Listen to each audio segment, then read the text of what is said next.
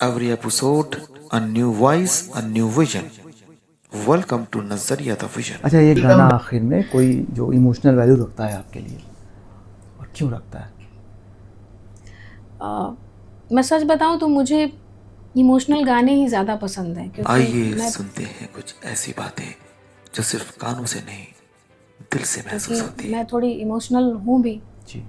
और मुझे लगता है संगीत में इमोशन अगर ना हो तो वो संगीत नहीं डांस है। बजता है ना। हाँ, नहीं डांस है, बट डांस में भी एक इमोशन तो होता ही है ना कि लोग झूमते हैं, मतलब इतना झूमते हैं कि उन्हें पता ही नहीं होता है कि मतलब कितना झूम ली।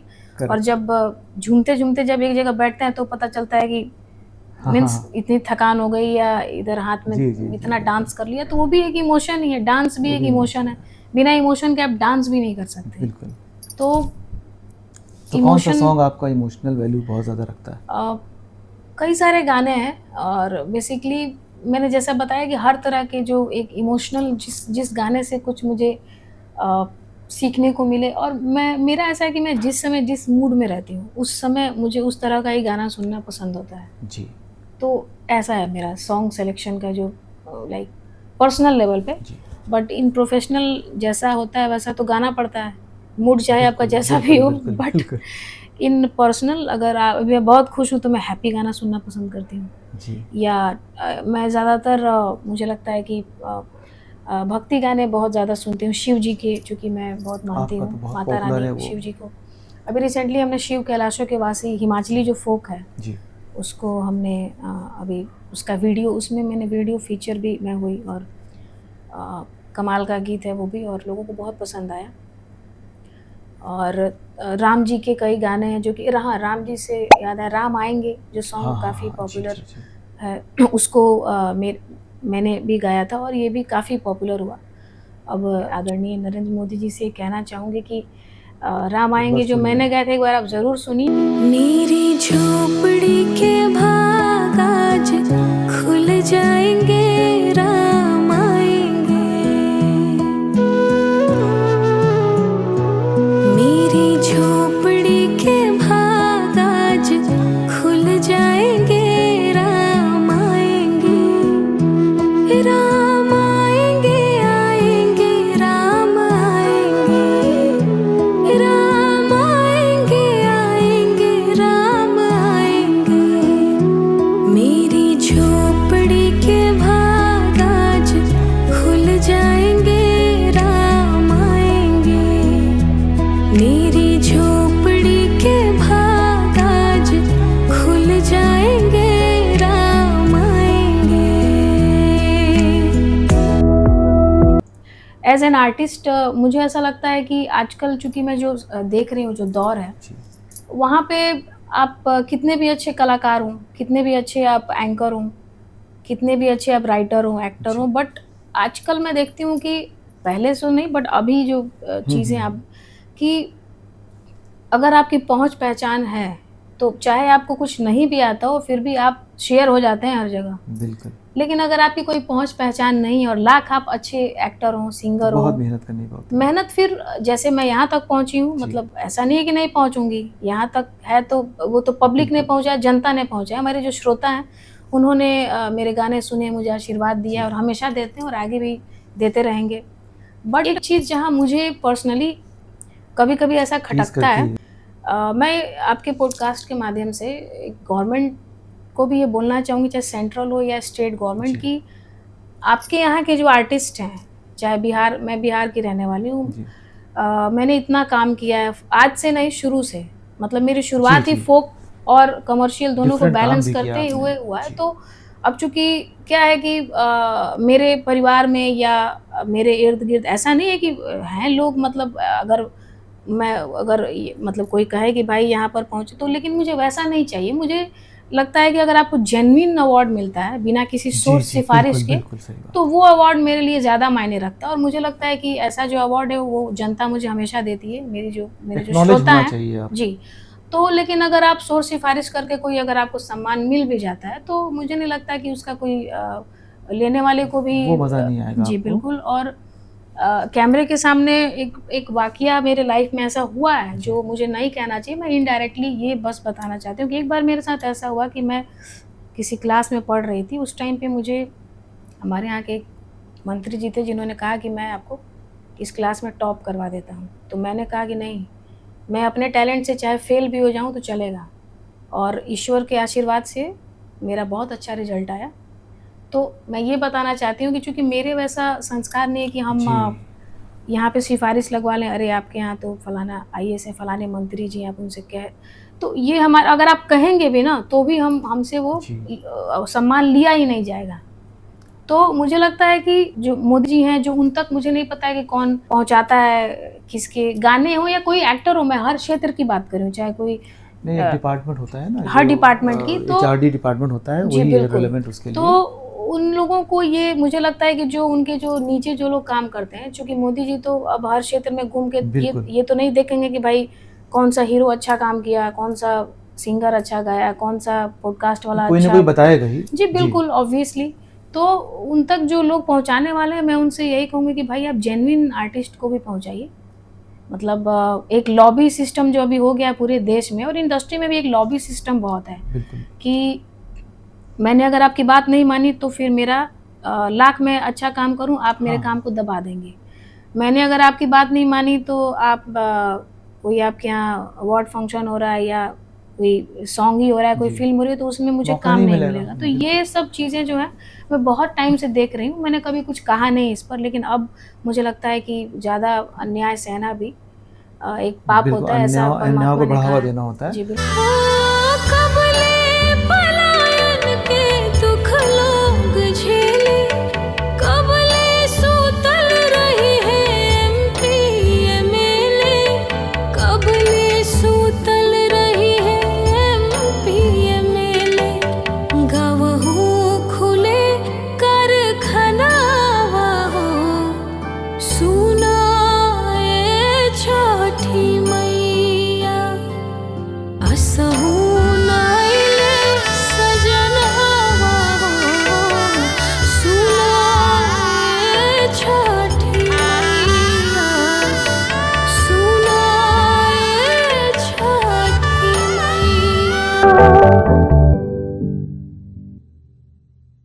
तो ऐसा नहीं कि मेरे साथ कोई काम कर रही हूँ मैं, ईश्वर का आशीर्वाद है, ऊपर वाले का बहुत काम है, लोग बहुत प्यार करते हैं, पूरी जनता जो है, आर्टिस्ट को चाहिए मौका।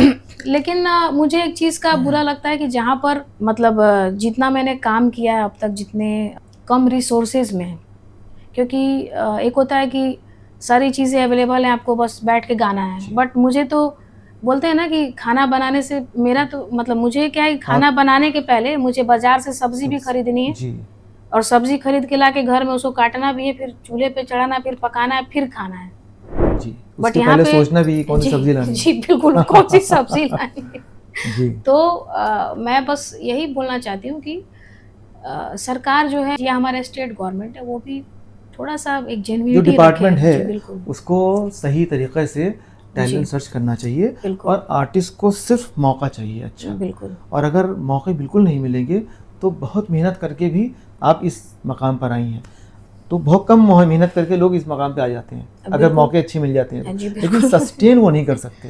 सस्टेन आप ही कर सकती हैं। सस्टेनेबिलिटी उसी के अंदर आ सकती है जो खुद से मेहनत करके आया। तो आप बिल्कुल दिल छोटा नहीं कीजिए। नहीं, मैं दिल छोटा नहीं कर रही हूँ, बस जिस तरह से कर रही हैं आपने बिल्कुल नया काम किया है। इसको अगर लोगों ने एक्नॉलेज नहीं किया है तो करना चाहिए लोगों को कि आपने नहीं, आप फोक तो एक फोक न छोड़िए, आप भोजपुरी बहुत एक लिमिटेड दायरे की जगह थी, आपने उसको बिल्कुल नेशनल लेवल में पहुंचाया क्योंकि आपने फ्यूजन लाई। आप इसमें जो निर्गुण के कॉन्सेप्ट को भी ले आई, आप अमीर खुसरो को भी आपने गाया, आपने कबीर को भी गाया, तो ये सब तो आमतौर से नहीं होता था। इतनी मेहनत की आपने, उसको एक्नॉलेज लोग करेंगे ही करेंगे, और आपकी मेहनत वो सस्टेन करेगी। और सिर्फ मौका मिल के अगर यहाँ तक कोई आ जाता तो सस्टेन नहीं कर सकता था। बिल्कुल। तो हर चीज़ का नेगेटिव होता है तो पॉजिटिव भी होता है। बिल्कुल। और हम लोगों की पूरी शुभकामनाएं, दुआएं सब आपके साथ हैं। Thank you. और कोशिश भी जहाँ जहाँ से हो सकेगा आपके लिए की जाएगी। थैंक यू बहुत बहुत धन्यवाद आपका वक्त देने के लिए, बहुत थैंक यू बहुत सो शुक्रिया, मच, बहुत अच्छा थैंक लगा यू आपसे आप बात आए करके। यहाँ पर, बहुत बहुत धन्यवाद, thank you so much. Thank you.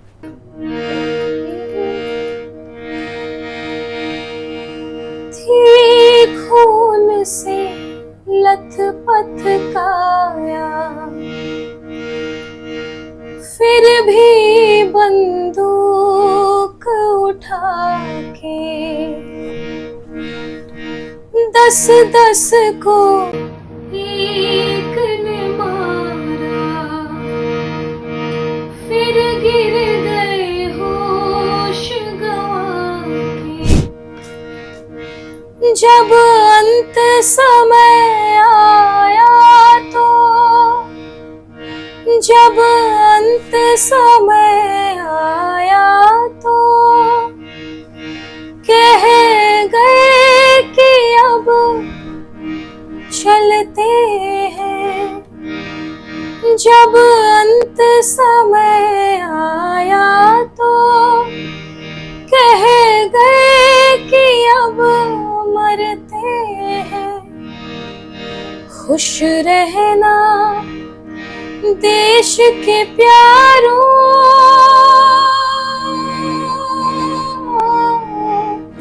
खुश रहना जो सुनकर लोगों देश के आंखों में आंसू आ जाते हैं। देशभक्ति का जबरदस्त गीत आप सुन रहे हैं नजरिया द विजन में, मशहूर सिंगर प्रियंका सिंह की आवाज में। प्रियंका सिंह ने इस गीत को गाकर एक जादू क्रिएट कर दिया है। माहौल की हवाओं में एक नमी सी ला दी है। प्रियंका सिंह, आप देख रहे हैं प्रियंका सिंह को, सुन रहे हैं प्रियंका सिंह को। ये गीत जो सुनकर लोगों के आंखों में आंसू आ जाते हैं। देशभक्ति का जबरदस्त गीत आप सुन रहे हैं नजरिया द विजन में, मशहूर सिंगर प्रियंका सिंह की आवाज में। प्रियंका सिंह ने इस गीत को गाकर एक जादू क्रिएट कर दिया है। जरा याद करो कुर्बानी है मेरे वतन के लोगों, जरा आँख में भर लो पानी। जो शहीद हुए हैं उनकी जरा याद करो कुर्बानी। जय हिंद की सेना, जय हिंद की सेना, जय हिंद, जय हिंद, जय हिंद, जय हिंद। वाह वाह। फिर मिलेंगे एक नए मेहमान के साथ, एक नए नजरिए के साथ। तब तक ख्याल रखिए। फीमेल तो आप खुद हैं।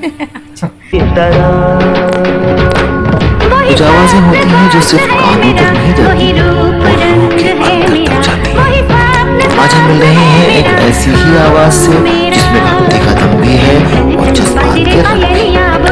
बिहार की मिट्टी से निकली एक बेटी जो महुआ के सुर संग्राम से लेकर पूरे भोजपुरी जगत तक एक मिसाल बन गई और बिहार के पलायन पर गाया गया उनका छठ गीत आंखों में। एक नए मेहमान के साथ, एक नए नजरिए के साथ। तब तक ख्याल रखिए।